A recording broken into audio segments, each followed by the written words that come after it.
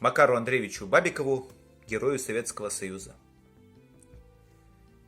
Почтенные сограждане всех возрастов и звания, миряне благонравные, товарищи, друзья, позвольте слово молвить мне в честь юбилея славного, в честь памятного, светлого и радостного дня. Хочу сказать, что думаю.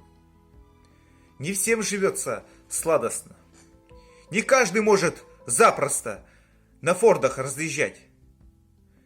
Но славную историю, как свой язык и родину, ни в радости, ни в горести нельзя нам забывать. Ни льда Чудского озера, ни Куликова полюшка, ни битвы под Полтавою, ни день Бородина, когда отчизна-матушка от ворога лихого сынами ее верными была защищена.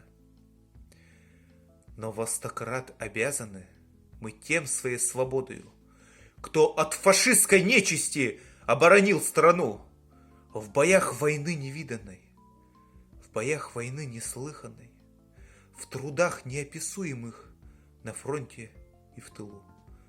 Кто пал у Брестской крепости, Одессе, Севастополе, кто лег костьми у Крюкова и отстоял Москву, кто отдал жизнь бесценную в Пецамо и под Невелем, на Волге и на Ладоге, Кубани и Дону.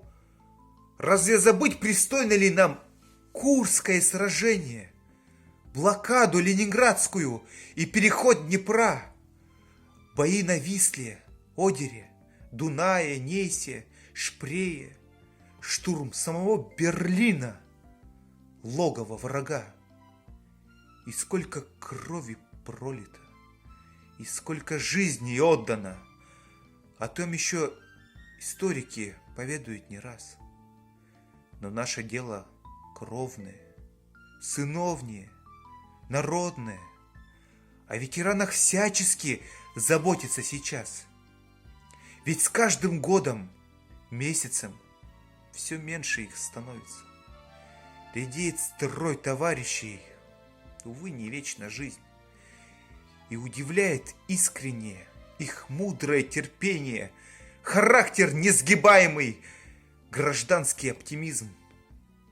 Хоть и ранят душу скептики, безликие чиновники, а то и злопыхатели сильнее, чем свинец, у коих слово Родина, какие ее история, какие ее страдания, не трогает сердец.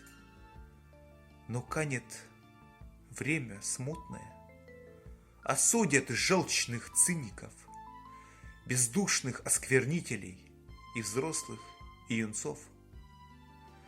А я склоняю голову и в память, и во здравие прекрасных, славных наших и дедов, и отцов.